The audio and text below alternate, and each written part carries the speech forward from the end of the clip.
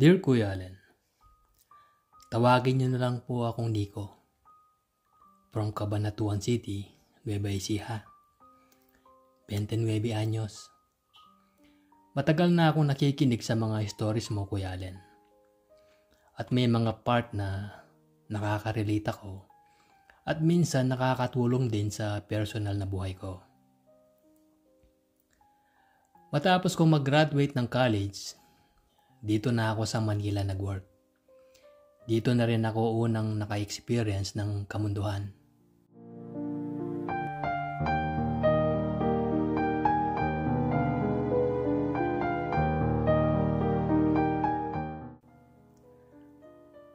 .5'8" ang height ko, physically fit, mestizo, at sabi nila ay cute. Pero aside from that, magaling akong makisama sa mga tao sa paligid ko na nagamit ko rin sa trabaho. Nakuha ako sa isang IT company and I became a top sales. One time, nagkaroon ng event yung company namin around Metro Manila. At may mga clients kaming dumating sa events na mga IT professionals at mga engineers. Pagkatapos ng event, kinausap ko yung isa kong client na engineer at nagkamustahan about their business sa company at ang mga needs nila for IT infrastructure. Habang nagkukwentuhan, may lumapit sa kanya na isang guy na isang client naman nila. Sinama niya sa event namin. So technically, hindi ko client yung guy na yon. Pagkatapos, kamustahan, kwentuhan. Habang kausap ko yung client ko, Kuya Allen, hindi mawala yung tingin ko sa guy na kasama ng client ko. Itago na lang natin siya sa pangalang Dave. Hindi ko alam pero parang familiar sa akin si Dave. Parang nakita ko na siya. Hindi ko lang maalala. Hindi ako sure kung sa TV o sa commercial. To describe him, gwapo siya, maputi, kissable lips, at sa tingin ko ay mga 5'6" yung height niya. Maliit lang siya, Kuya Allen, pero lalaking lalaki yung dating niya. Para siyang daddy type.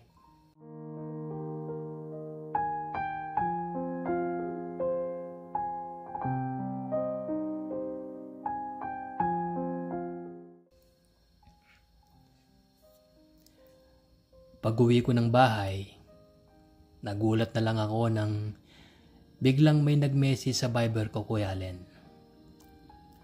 Letter D lang yung name niya na lumabas sa Viber. Hindi ko alam kung bakit D. It should be a number lang since di ko naman na-save yung number niya.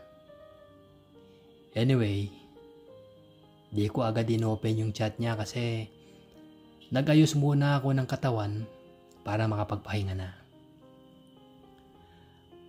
Pagkahiga ko sa kama, saka ako na lang chinek yung message ni D. Pag-open ko ng chat niya, ang sabi niya ay, "Hi sir, this is Dave. How are you?" At tinanong niya kung nakauwi na daw ako sa bahay.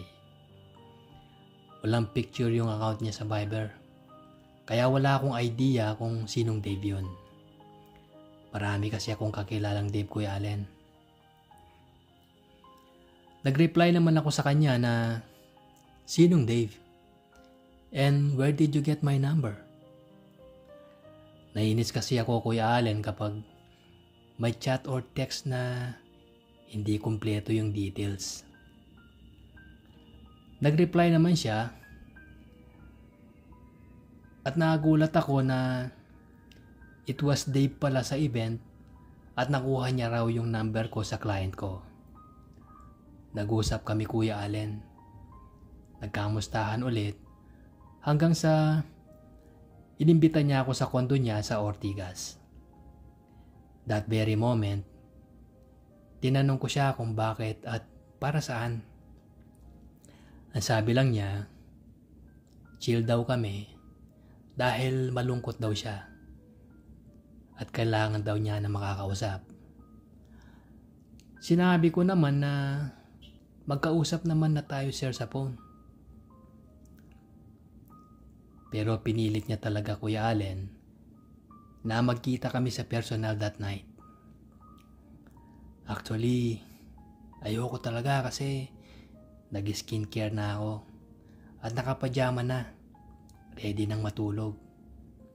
Kaso, napakakulit talaga ni Sir Dave. Kinuha niya yung address ng bahay ko at pinasundo ako sa driver niya.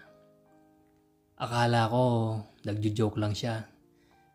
Pero in less than 20 minutes, nagulat ako. Andun na raw sa labas ang apartment ko yung driver niya. Wala na ako nagawa Kuya Allen, kundi magbihis at maghilamos ulit.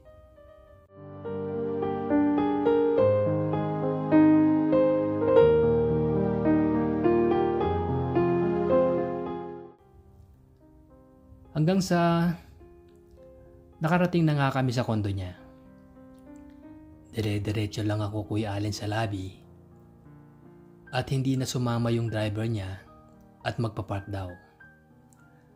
Nung papasok na ako sa lobby, hinarang ako ng receptionist at hiningan ako ng ID at sino raw yung pupuntahan ko. Nataranta ako.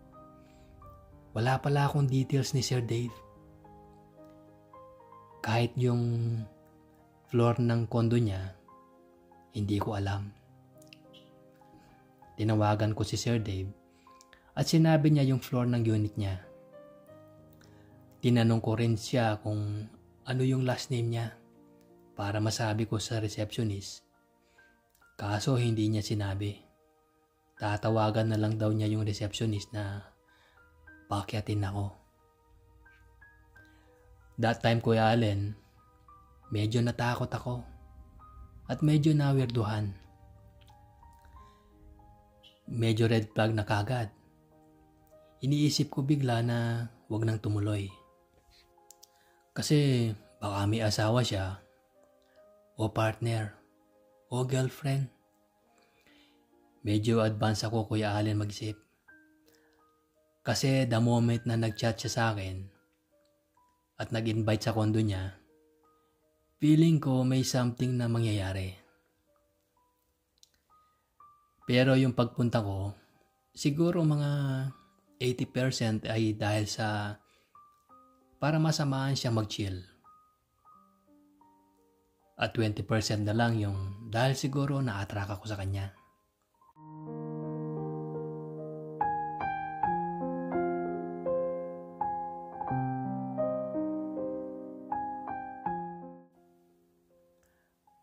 Hanggang sa nakarating na nga ako sa unit niya. Nag-doorbell ako. Nagulat ako Kuya Allen. Pagbukas niya ng pinto, nakaset up na kaagad sa table niya yung wine at mga food. Mukhang nag-ready na talaga siya. Nagkwentuhan ulit kami. Siguro mga 3 hours siguro Kuya Allen. Nung medyo tipsy na ako, nagpaalam na ako kay Dave para umuwi na. Pinigilan niya ako Kuya Allen. At sinabi niya na doon na raw ako matulog. Alam kong may mangyayari na sa amin Kuya Allen. Grabe ang kaba ko that time. Kasi hindi ko pa siya kilala ng lubos. At maging ang last name niya, hindi niya talaga sinabi sa akin. Kahit nung whole time na magkasama kami. Sobrang weird. At nung sinabi ko na sige, dito na ako matutulog. Dito na sa sopa. Pero ang sabi niya, doon na raw ako sa kama matulog at tabi raw kami. Wala na akong nagawa, Kuya Allen. Pero grabe yung takot ko at ang excitement. Nung nakahiga na kami parehas, tinanong ko siya kung bakit ayaw nga niyang sabihin yung last name niya. It's complicated daw. Sabi ko, paano kung may mangyari sa aking masama? Paano ko i-inform yung best friend ko na ikaw yung kasama ko? May best friend kasi ako, Kuya Allen, na sinasabihan ko ng mga taong nakakasama ko at ng lugar kung saan ako pupunta or kapag may nakakadita ko. For safety purposes na rin, just in case. Hindi siya nakapagsalita. Matapos ang ilang minuto, sinabi niya sa akin na, hindi mo ba ako nakikilala? Hindi mo ba ako namumukhaan? Ang patawan niyang tanong. Ako naman sabi ko, you look familiar pero di ko alam kung saan kita nakita. Wala talaga akong idea. Pero unti-unti nagkaka-idea na rin.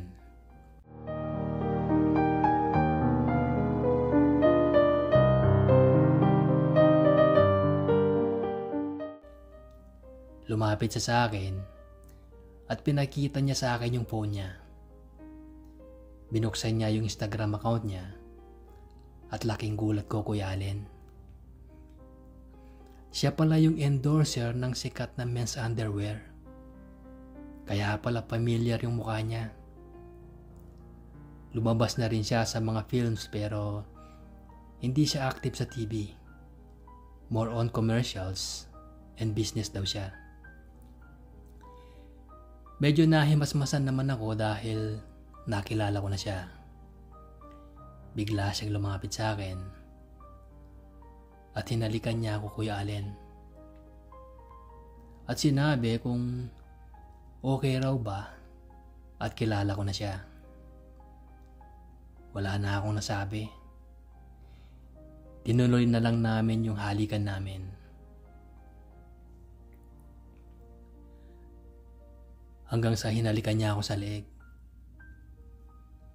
Pababa hanggang sa dibdib. Tinanggal niya yung shorts ko, Kuya Allen, at saka niya ako pinadapa. Nagulat ako sa ginawa niya. Pero sinabi ko sa kanya na huwag at wala pa akong karanasan dyan. Laking gulat niya, Kuya Allen, at medyo natawa siya. Ako naman ay na-offend. Sinabi ko sa kanya na tap ako. At never pa ako nagpapaganon. Bumiti lang siya at sinabi niya na tap rin siya. Pinadapa niya ulit ako.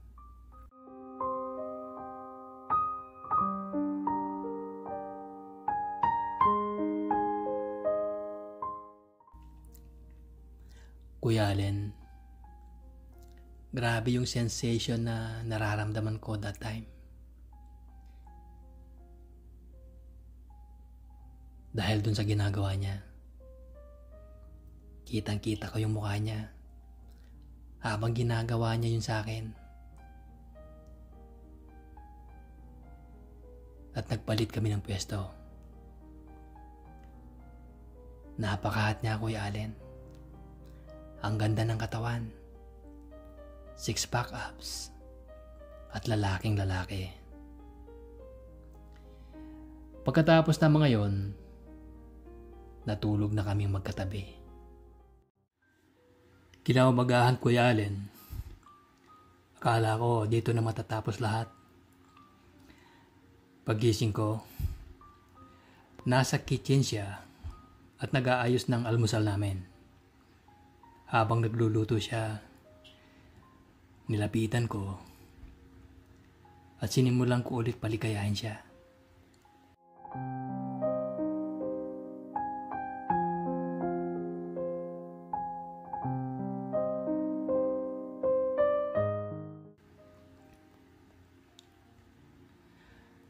Habang kumakain naman kami, as usual kuya, kwentuhan na naman about buhay-buhay at mga trabaho.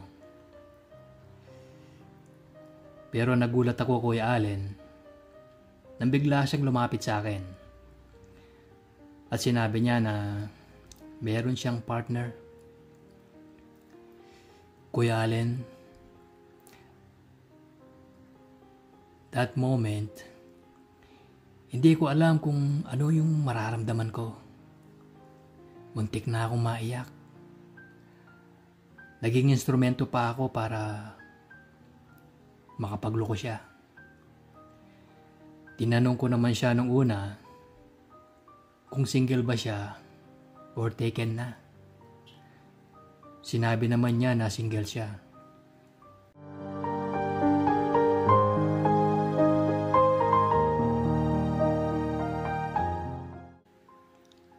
Pagkatapos nun ay nagpaliwanag siya sa akin, Kuya Allen.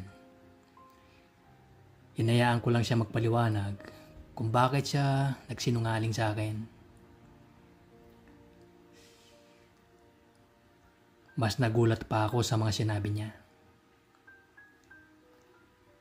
Sabi niya, nagsinungaling siya dahil hindi pwedeng malaman kung sino yung partner niya. Ako naman itong intrimitida, tinanong ko siya na bakit hindi pwede? Nasa politics ba yan? O sino ba yung partner mo?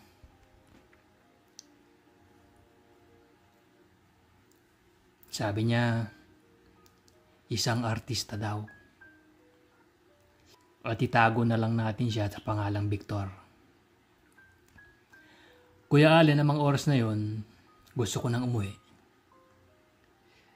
Dahil parang pinagloloko na lang ako nitong si Dave. Hanggang sa pinakita nga niya sa akin yung mga picture nila na magkasama sila. Kuya Allen, natulala ako. Hindi ako makapagsalita nung nakita ko yung mga picture nila na magkasama. To describe his partner, oo, artista nga siya. Kumpirmado. Nasa isang sikat na TV network at part ng isang TV show noong mga panahon na yon.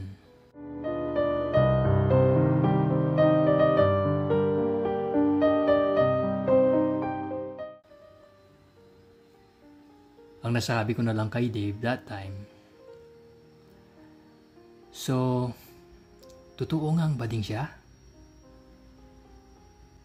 The blind item kasi yung Kuya Allen na isang bading nga raw. Kaya pala all this time, ayaw sabihin ni Dave yung complete name niya. Dahil it's complicated nga. Medyo awkward kuya habang kumakain kami ng breakfast. Nagbiro pa nga ako na pinapalo ko si Victor sa Instagram. Sinabi ko rin na crush ko si Victor noon pa. Ang gwapo kasi kuya. At maganda rin ang katawan. Nakakatawa lang kasi pareho silang model ng underwear. Hindi ko ini-expect Kuya Allen ang mga pasabog ni Dave ng mga oras na yon. Hanggang sa natapos na nga kami mag-almusal. Tinanong niya ako kung gusto ko raw bang ma-meet si Victor. Wala akong naisagot kay Dave dahil hindi ko alam kung anong trip niya at bakit kailangan pa niya yung itanong sa akin. Dahil siguro sinabi kong crush ko si Victor noon pa. Pero crush na napupuggian lang naman. Hanggang doon lang yung Kuya Allen.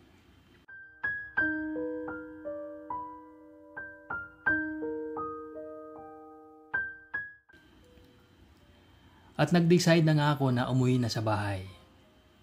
Dahil medyo na-off na ako kay Dave sa mga oras na yon. Pero nag-shower muna ako Kuya Allen. At habang naliligo ako, di ko mapigilan na tingnan ko si Victor sa social media. Hindi pa rin kasi ako makapaniwala, Kuya Allen. Sikat na sikat siya that time. At nasa almost 600,000 followers din ang followers niya noon sa Instagram. Iniisip ko na lang na sino bang hindi magkakagusto kay Dave? Kahit ata artista, magkakagusto sa kanya. Dahil maayos ang trabaho niya. Mabait naman, gwapo at matalino. Kaya siguro nakakuha niya rin ang loob ni Victor. Sa loob-loob ko, Kuya Allen, bahala nga silang dalawa. At nagpatuloy na ako sa pagligo ko, Kuya Allen.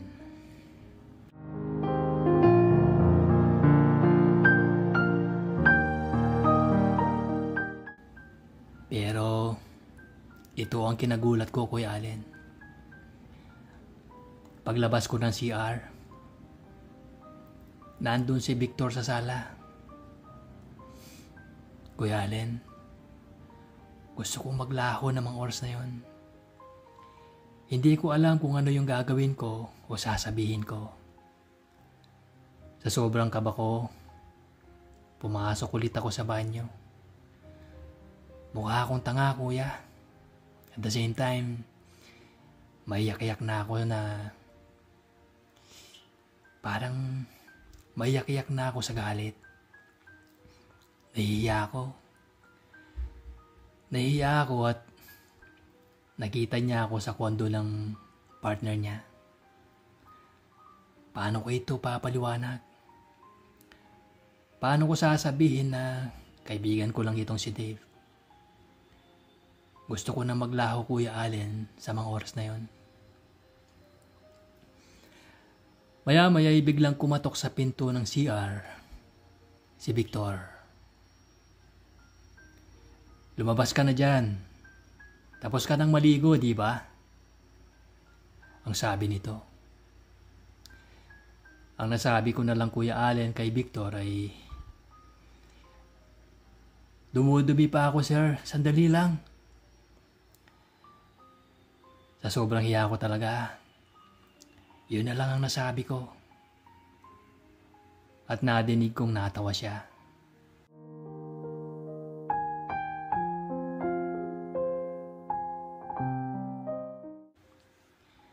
Paglabas ko ng CR, nakabalot lang ako ng towel. Nakaupo si Dave at Victor sa sopa. Sobrang awkward, Kuya Allen. Lumapit ako sa kanila at nagulat ako sa sinabi ni Victor. May nangyari ba sa inyo ng partner ko? Ang tanong nito.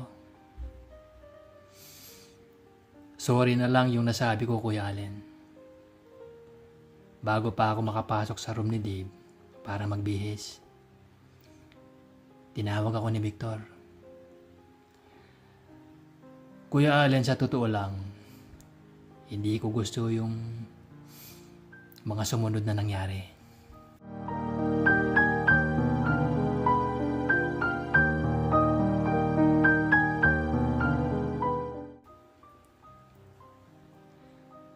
Nagulat ako nang bigla siyang tumayo. At hinila niya yung ulo ko at sabay tanggal ng sweatpants niya. Hindi ko alam kung ano yung gagawin ko. Nandun si Dave at nakatingin sa amin.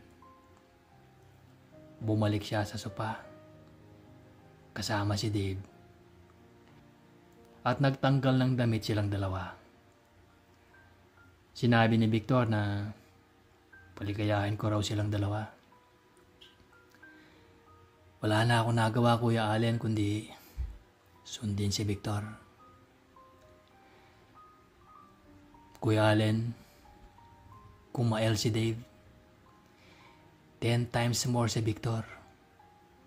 Para siyang sabik na sabik. First time kong makipagtatluhan, kuya. Iniisip ko na lang na Mas safe na ito kaysa sa pumalag ako at baka ano pang mangyari sa akin. Yung pagka-crush ko kay Victor sa mga oras na yon, bigla itong nawala. Ganun pala siya sa personal. Medyo na-off ako, Kuya Allen. Pero at the same time, nag-enjoy naman ako.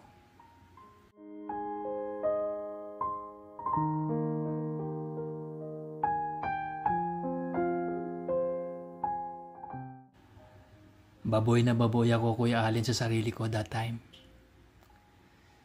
Pero ginusto ko rin naman yon. Hanggang sa natapos si Tib at si Victor. Pagkatapos nun, Kuya, kinausap ako ni Victor. Nakakala mo sobrang amo. Huwag ko na daw ikwento kung kanino. At masisira daw siya kung ikwento ko man raw at wala rin naman daw maniniwala. Sa loob-loob ko naman, Kuya Allen, siguro nga walang maniniwala. Pero hindi niya maitatago yung kabadingan niya. Mapa-showbiz man o sa personal na buhay niya.